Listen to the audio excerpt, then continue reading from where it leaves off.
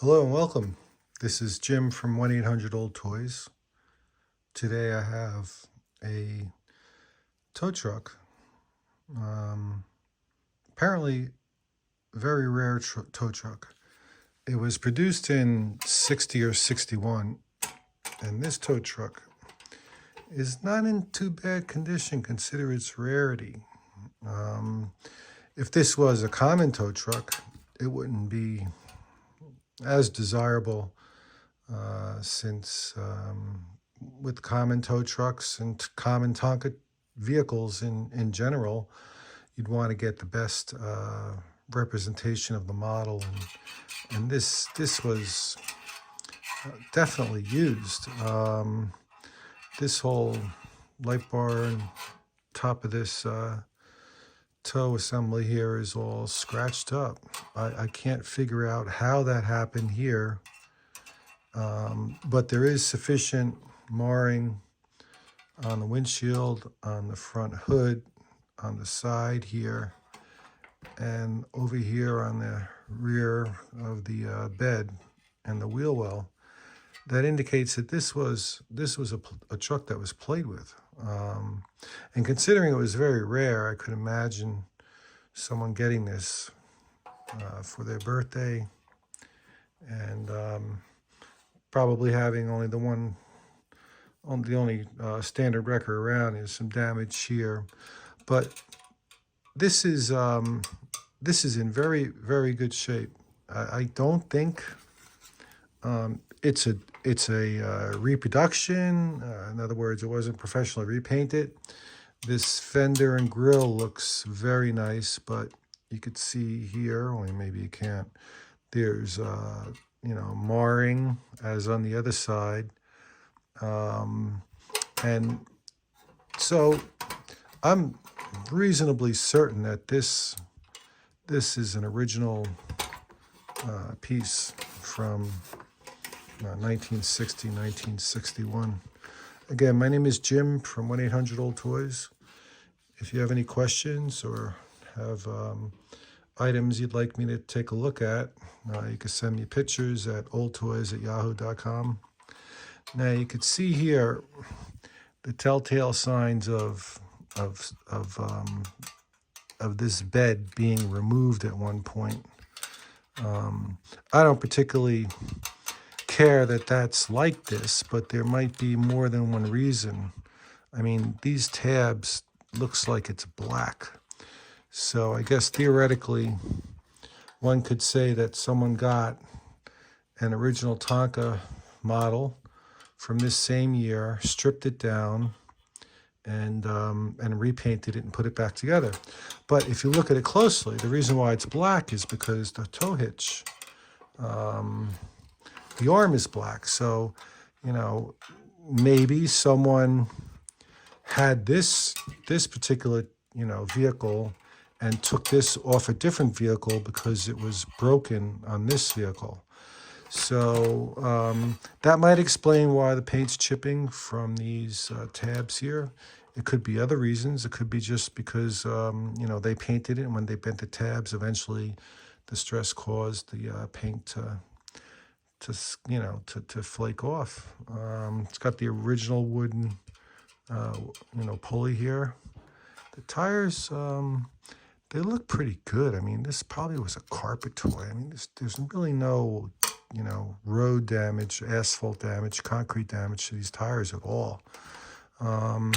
So this is a good vehicle. It's very rare, very desirable. It's, marked up, which leads me to believe it's authentic. And the only really way you could tell if a truck is authentic, or be more certain that a truck is authentic, is if you have the box. So here is the box this particular vehicle came in. I wish I could remember where I bought it, but I know probably when I bought it and how much I paid for it on my inventory. It's got both ends. Here is the gift end, I like to call it, which is where you hopefully open the box when you get it. and not write, Christmas ornaments on the box and put it downstairs in the basement for eternity. So let's see. Usually they have dates on them. So this would be likely the correct box, 1961, number 18 record truck. So it's got the copper staples. The box has one mark there. Otherwise, I would consider this in excellent condition. I mean, how do you get a box that is authentic with a truck that appears to be authentic? Very rare addition to anyone's collection. Very hard to find. If I find another, I'll buy it. Because they're rare. So why wouldn't you buy it? I mean, unless you couldn't afford it and you got better things to spend your money on. So this is the number 18 record truck. Now, Tonka made in 60-61 another particular standard labeled vehicle, which is also just as rare, and I have it here. This is the standard tanker. This also is a rare vehicle. It has the standard with the white background, which I am told is more difficult to get than just the tanker with the word standard written on it. Interesting story, that Standard Oil. I'm sure most of you may have known about it or know about it, but they had an interesting evolution of basically taking over other fuel companies by hook or crook, I think they say. And they grew into one of the largest, and then eventually I think they were broken up by the government. I'm not sure, but I think it was Howard Hughes who owned that. Could be wrong. So this is the cab. The cab may look, plain, but it's important that, the cab represent the same condition as the tanker. Tanker has a little bit of label wear.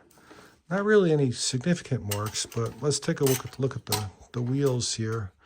So the wheels look like they've seen a little pavement here. So this particular truck, cab at least, has seen pavement, and it looks as though that it was played with. But a lot of this could be ordinary play. You'd ordinarily see a lot of damage here, right? But this could be because of the way they stored it too. I mean, of course, this looks like someone hooked it up and detached it a lot of times, which is consistent with how you would use this toy. But it certainly is in great condition. I mean, being part of a rare Tonka collectible, it's in very, very good condition. Maybe you could find these cabs, but good luck trying to find a trailer. So here's one interesting thing. They both look the same. They have the same finish. You got them from different places. So I would suggest that these are authentic bumpers, and look at the job they did. I mean, those are beautiful bumpers. I've seen some really horrendous bumpers. What's really nice about this too is that the glass is not broken. You could have a vehicle that's less marred up, but if it has a broken piece of glass, it really detracts from the value. This looks to be the original light. It looks like there's some paint missing around the edge of the light there. But that could just be from, ages, of this light being on top of there, pressing down. It could be that someone replaced it somewhere along the line. But it doesn't look like a perfect light. It's got some marks on it. So I would suggest that that's an original light. So let's put him back over there next to the Buckeye. Let's roll this back and take a better look at the tanker itself. So this tanker has 8 wheels on the back, 4 on each side. I guess, I'm not sure, maybe, there's a hole there, this is a cap, I don't know, maybe this comes out, I have no idea. I have an eye for quality and condition, but the nuances, whether or not this is supposed to have a cap on it, or that is, or this is, that, I don't I don't really remember all that little stuff, but here we go. This is an important aspect of the truck that people will look at, whether these are, still there, what color this is, and this, I'm not even going to try to turn it. No reason to. So this is pretty interesting. So you'd hook this up to that, and maybe this one up to that one, and you'd have a grand old time. It looks like, if this was coming off and on, I would see this marked up. So it doesn't look like really anybody played with this in terms of using these hoses. So it was probably a very young kid who was allowed to bang it around a little bit and have some fun. This didn't come with a box. I don't know what kind of box it would have came with. Maybe the same box as an ordinary 60 or 61 standard. I'd like to find the box. Anybody have a box they want to sell? 1-800-OLD-TOYS. You could email me pictures at oldtoys@yahoo.com. About 30 minutes north of New York City in Spark Hill, New York. So here we have a nice collection of 2 Tonka standard vehicles. Very rare, difficult to find. Certainly, if you ever find these together, it's because someone collected them and kept them together, because ordinarily these wouldn't end up together. Even if they were purchased together, they'd eventually be separated unless they're in mint condition, which is very difficult to find. So here's the tanker. Here's the wrecker. And here's the box. I'm not going to suggest what these are worth because I don't want to misrepresent the value of a toy. And that's easy to do if you say to someone, oh, this is worth $1,000, but so they then think that they have a toy that's worth $1,000, but there are nuances about the toy, the condition, originality, whether there's been any changes, whether it has the box, whether there's been any replacements on it, whether it's been used on a carpet or on a asphalt or a concrete floor. I mean, these all affect the value. But when you have something as rare as these Tonka standards, they're almost worth buying in any condition.